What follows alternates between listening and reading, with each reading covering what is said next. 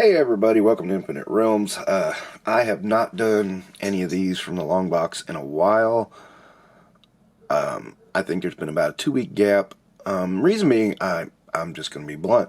I got really sick. I first came down with COVID, and then I just had a regular normal cold. And between those two things, I really wasn't able to. I mean, I sounded like shit. I'm going to be honest. I barely did the 2 lives I did in this time frame. So, yeah, I've not done a whole lot. Sorry about that. But I'm just now getting better. My sinuses are still a little clogged. But it's okay. And my neighbor's dog is barking again. Probably barking at my cat. But today, we're going to take a look at Superman, Man of Steel number 85. From January 1999. And this was well after I got out of Superman comics. They, I don't know, they got dumb. And this is a good example here. This is some ugly shit right there. I read this, and you know what? I don't have any memory of what went on in this comic. But it's really funny because the artwork here is just so insane. Out of proportion, out of whack. I mean, it looks something like Mad Magazine. I mean, look at the people here. It's just ugh. And then, as soon as Superman pops in, okay, Superman looks all right, and it's like Superman looks okay, but everything else is like weird, and it's very stylized in a way that I don't like. And then it kind of pops into normal, and I don't know if that was sort of a surreal type of thing or what. And I mean, this is about some guy called the Monster Maker. And then here you see, and that's supposed to be Calabac, and I'm like going, what? And this looks like something out of Hellboy right there. Look at that. And yeah, the art kept throwing me off because it would go weird and it would go good, and then we had this in the middle, of course, with ads. You gotta love ads, right? And Archie makes an appearance. It's Jimmy Olsen. But I was like really surprised how much he looked like Archie in this. And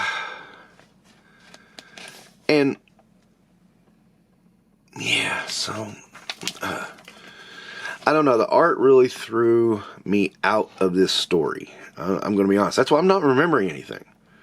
I'm convinced of it now. Because this really it didn't feel like a comic I wanted to get into, because this artwork right here, I mean, yeah. What is that? And then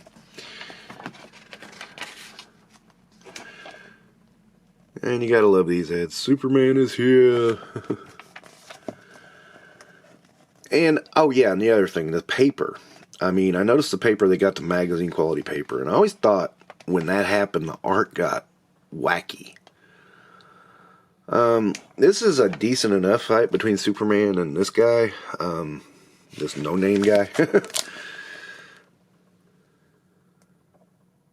And then, yeah, again, looks like that looks a lot like Hellboy art, doesn't it?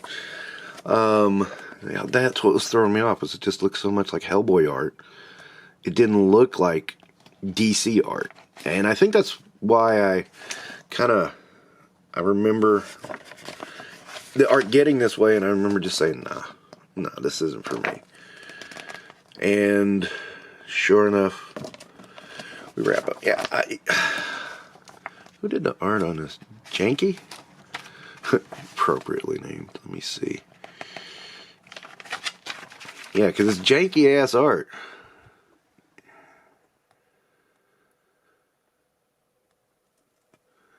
Well, it says Denny Janky inked it. Oh. John Bogabon. You see, I've never even heard of that guy. So what's he doing on Superman? Yeah, I just could not.